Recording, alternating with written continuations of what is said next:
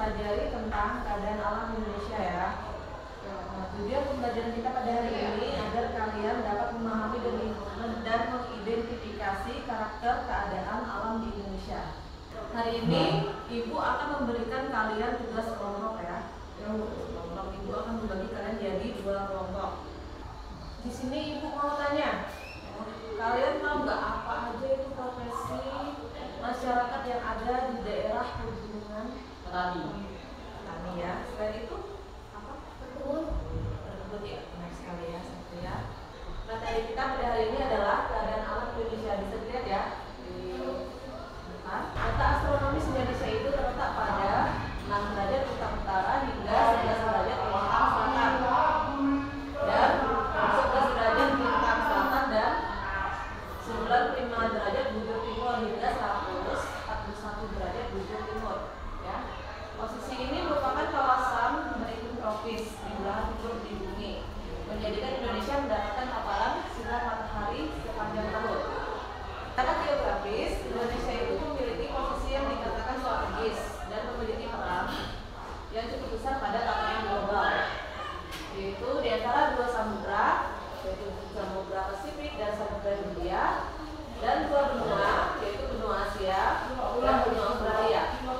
Geografis ini berpengaruh pada musim yang terdapat di Indonesia, aktivitas perdagangan sebagai jalur lalu lintas internasional, dan pengaruh sosial dan budaya dari negara lain. Indonesia adalah negara kepulauan terbesar yang memiliki lebih dari 17.000 pulau dengan garis pantai lebih dari 99.000 km dan menjadikan Indonesia negara dengan garis pantai terpanjang kedua di dunia setelah Kanada. Dengan laut meliputi 2/3 dari seluruh wilayah Indonesia, maka tidak heran jika potensi di Indonesia di bidang kelautan juga tidak kalah besar. Di antaranya itu ada potensi perikanan tangkap, potensi wilayah pesisir dan pariwisata, potensi pertanian, potensi perhubungan laut. Karena berada pada kawasan beriklim tropis dengan curah hujan tinggi, maka Indonesia mendapatkan berkat kekayaan alam yang melimpah. Persebaran fauna dan fauna itu dipengaruhi oleh sejumlah faktor, yaitu ada faktor abiotik, faktor biotik, dan faktor sejarah geologi. Ini adalah persebaran flora Indonesia. Di bagian barat termasuk dalam region flora Asia, misalnya pinus, mahoni, dan meranti. Di bagian tengah termasuk dalam flora Kalimantan, misalnya ironi, akasia, dan anggrek. Sedangkan di bagian timur termasuk dalam region Australia, misalnya korsagu dan bakau. Selain flora itu ada juga fauna. Fauna di Indonesia itu juga tersebar menjadi 3, yaitu fauna Indonesia bagian barat, misalnya itu ada gajah, harimau, dan orangutan. Fauna Indonesia bagian tengah, misalnya anoa, komodo, dan kakatua. Fauna Indonesia bagian timur, misalnya kustus, cendrawasih, dan kasuari. Ya. Sampai di sini anak-anak paham ya? Jadi kita akan melakukan kelompok ya hari ini ya. Ibu akan bagi kalian menjadi 2 kelompok. Jadi yang sebelah sini, barisan ini dan ini menjadi kelompok 1. Yang barisan ini dan di sini ini kelompok 2 ya. Yang sebelah kanan ini kelompok 2. Ya. Ini Ibu minta kalian mencari informasi tentang mata pencarian masyarakat yang berada di daerah pinggir pantai ya, di daerah pesisir pantai. Dan untuk kelompok 2 itu kalian mencari informasi mata pencarian di daerah pegunungan ya. Nah itu paling tidak itu ada 3 daerah mata pencarian yang harus kalian cari dan jelaskan. Ya.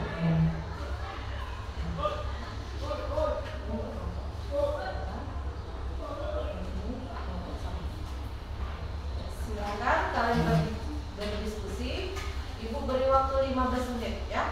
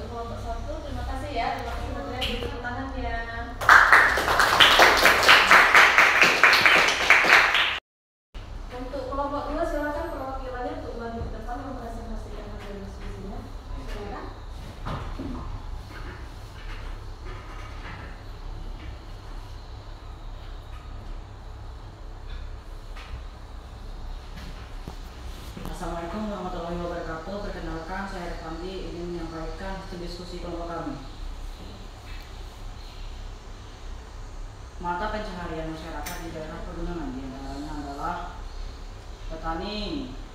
Masyarakat yang tinggal di daerah pegunungan sering bekerja sebagai petani karena memiliki potensi alam yang bisa digunakan. Mereka menanam sayur, bunga, padi, dan buah-buahan. Peternak. Daerah pegunungan yang memiliki lahan luas dan pendingin dapat dimanfaatkan untuk peternakan kambing, sapi potong, atau sapi perah. Berkebun. Masyarakat memanfaatkan tanahnya dengan menanam tanaman industri seperti teh, kopi, bina, dan kakao. Sekian dari saya, terima kasih. Jika ada kesalahan mohon dimaklumi. Ya, Eva. Untuk kelompok 1 ada yang mau ngasih pendapat? Saya, Bu. Silakan Satria. Pedagang juga termasuk profesi masyarakat daerah pegunungan, Bu.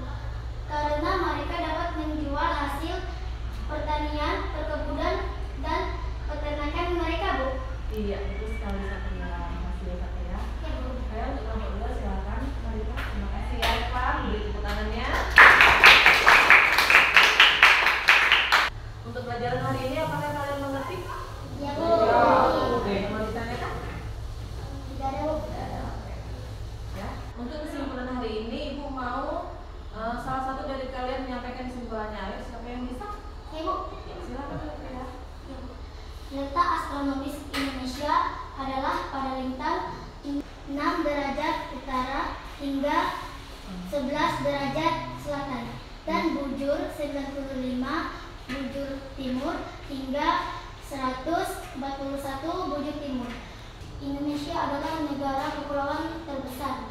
Indonesia memiliki lebih dari 7.000 pulau dengan garis pantai lebih 99 km, menjadikan Indonesia negara dengan garis pantai terpanjang kedua di dunia sebelah kanan.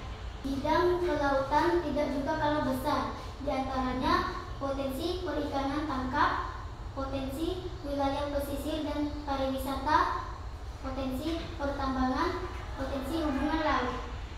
Ya, terima kasih Satria. Oke anak-anak, untuk materi hari ini tolong kalian pelajari lagi ya di rumah, karena untuk pertemuan selanjutnya kita akan mengadakan ulangan harian ya. Sebelum kita menutup pelajaran hari ini, kita ucapkan dulu alhamdulillah.